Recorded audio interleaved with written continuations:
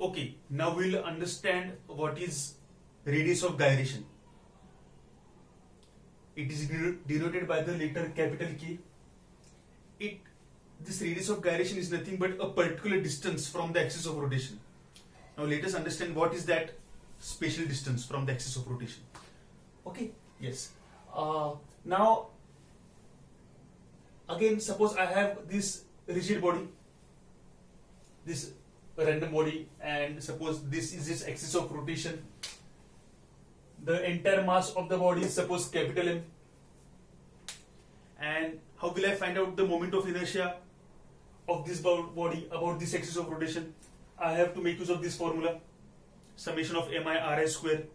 Okay? Again, this body will be made up of large number of particles of masses m1, m2, and so on at perpendicular distances r1, r2, and so on from the axis of rotation. If I add all the quantities m1 r1 square plus m2 r2 square plus dot dot dot mn rn square, I will get the moment of inertia of entire body. And suppose after adding all these quantities, just for example, the answer comes out to be 10 kg meter square. The answer comes out to be 10 kg meter square. So this is the moment of inertia of this body about this axis of rotation, 10 kg meter square. Fine. Now just imagine that this entire body is now compressed to such an extent that it now becomes only a single particle. Okay. Now the mass of that particle will be still m, because the amount of matter is still the same, right? So I have just compressed this entire body to such an extent that it is now of the size of a particle. Okay. Now this is that particle of mass m, the same mass m. Okay. Now again, suppose this is the axis of rotation about which this particle will be rotating, and that particle is at distance r from the axis of rotation. Now moment of inertia of that particle will be simply mr square, because it is only one particle. If there are number of particles, we have to add those mr squares, right? But since this is only one particle, the moment of inertia of this particle will be simply mr square, capital mr square, because capital M is the mass of the particle now, and r is the perpendicular distance from the axis of rotation. Getting this? Okay. Now suppose again its value of this particle, moment of inertia of that particle is suppose 5 kg meter square. Just an example. Okay. Now if I increase the distance, or if I take a greater distance from the axis of rotation from this particle, I will get a greater answer, because as r increases, this number will increase. Okay? So I will have to keep on increasing the distance. I will go on increasing from 5 onwards, but at certain distance I will get this. I will obviously get the same answer as this 10 kg meter square.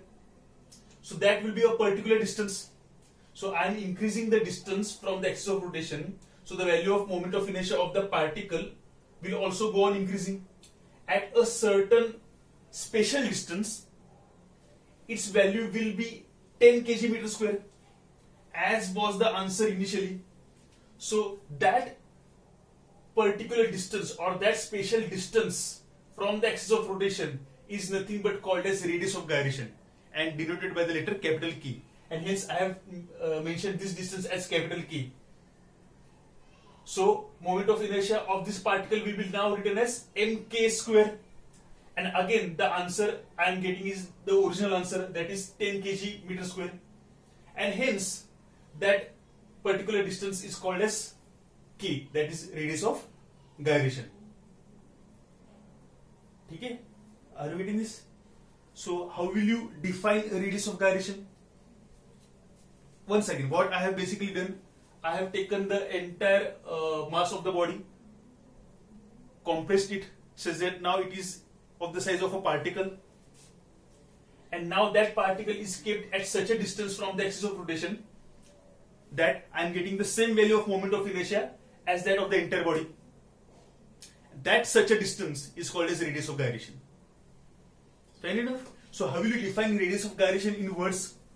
So radius of gyration is that distance from the axis of rotation where the whole mass of the body is supposed to be concentrated so as to give the same moment of inertia as that of the entire body. Getting this? Okay. So what will be the unit of radius of gyration? Since it is just a distance, its unit will be simply meters. Its dimensions will be L1, M0, T0. Okay. So now the moment of inertia can also be written as mk square. It was also written like this. But if we know the radius of gyration of that body, the moment of inertia's formula becomes simple. It will be simply mk square, where capital M is the mass of the entire body and k is the radius of gyration. Okay. Now let us understand the physical significance of radius of gyration. Now, for example, look here, as we had also discussed this in some previous lecture. Now, suppose this is my duster. Okay. So this is the duster. Now this duster can rotate in this manner. So it is the axis of rotation will pass through the duster like this. It can also rotate in this manner. So the axis of rotation is passing through its center like this, perpendicular to its length. Or the duster can also rotate in this manner. So the axis of rotation is passing through one of its edge. So let me draw the diagrams. So suppose this was the first orientation, axis of rotation. Duster was rotating like this. In the second case, the duster was oriented like this and it was rotated about this axis of rotation. And in the third case, axis of rotation passed through one of its edge. Right? Okay. Now we know that the moment of inertia in all these three cases will be different. Let us say this is I1, let us say this is I2, let us say this is I3. To find out the moment of inertia, we have to make use of the formula. We have to make use of this formula. Now, from a simple observation, we can say that the moment of inertia of the third case is the greatest.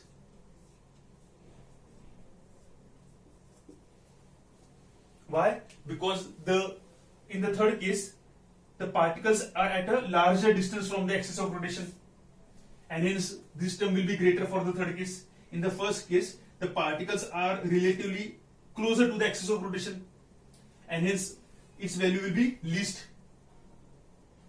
Right? Now, as moment of inertia is also written as mk square. Now, since it is the same object, so mass of each case is same. So radius of gyration of the third will be the greatest, and of the first will be the least. So for third, the radius of gyration will be somewhere over here, of some of this length something. In the second case, the radius of gyration will have a smaller length. And in the first case, this was the second case, the radius of gyration will have a further smaller value. Getting this? So what it says that more the radius of gyration, more is the distribution of mass from the axis of rotation, and more is its moment of inertia. Lesser the radius of gyration, that means the mass is distributed close to the axis of rotation, giving me lesser moment of inertia. Fine. So once again, I can be written as mk square. So from that, k can be written as what? Square root of I upon m. Okay. So I hope you have understood about this term, radius of gyration. Okay. Now over here, I have made this table showing different objects and their axis of rotation and their corresponding moment of inertia and radius of gyration. Okay. Now we have derived moment of inertia for the ring and disc about the axis of rotation as shown, and even for rest of the cases that we'll discuss, we can make the derivation. Anyway, so again for the ring, these are the objects ring, hollow cylinder, disc, solid cylinder. And I have written over here, these are the moment of inertia, but about what axis? Axis is important. About the axis as shown in the diagram. Okay? And this is the radius of gyration. We know radius of gyration is nothing but square root of I upon m. So for ring, this is mr square, axis passing through the center perpendicular to the plane. Radius of gyration will be r, because radius of gyration is I upon m and the whole square root, right? So m and m will get cancelled. Square root of r square will be r. Now for hollow cylinder, again the axis is shown perpendicular to its plane, passing through its center. Now hollow cylinder can be imagined to be made up of large number of rings. So it will have the same moment of inertia as that of the ring, that is mr square, where m is the mass of the hollow cylinder now, and radius of gyration will be again r. For disc, we have already derived it. It is mr square by 2. Now radius of gyration from this formula will be r upon root 2. For solid cylinder, about this axis as shown again, solid cylinder again can be imagined to be made up of large number of discs. Moment of inertia of each disc is mr square by 2, where m is the mass of that disc.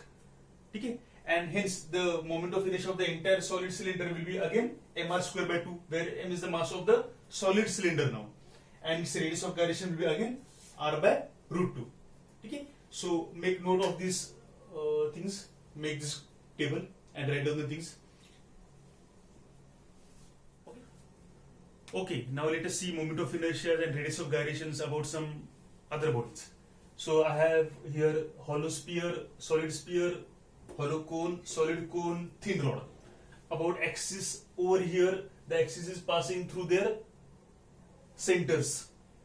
For cones, again the axis is passing through the center of the bottom circle perpendicular to the plane of the circle, and obviously it will pass to the apex for both hollow cone and solid cone. For this thin rod, the thickness is thin. The axis is how it is passing through its center perpendicular to its length. The moment of inertias are as shown. We can make the derivations, right, as we did earlier. But right now we just remember the formulas. Okay, so for hollow sphere, about that axis is 2 by 3 mr square, solid sphere 2 by 5 mr square, hollow cone mr square by 2, solid cone 3 by 10 mr square, thin rod ml square by 12, where L is the length of that rod. Okay? And radius of gyration is again given by the formula square root of I upon m. In this case it will be square root of 2 by 3 r, square root of 2 by 5 r, r by root 2, square root of 3 by 10 r, L by 2 root 3. Okay? Okay, so make table again and just mention these things. Okay? So, thank you.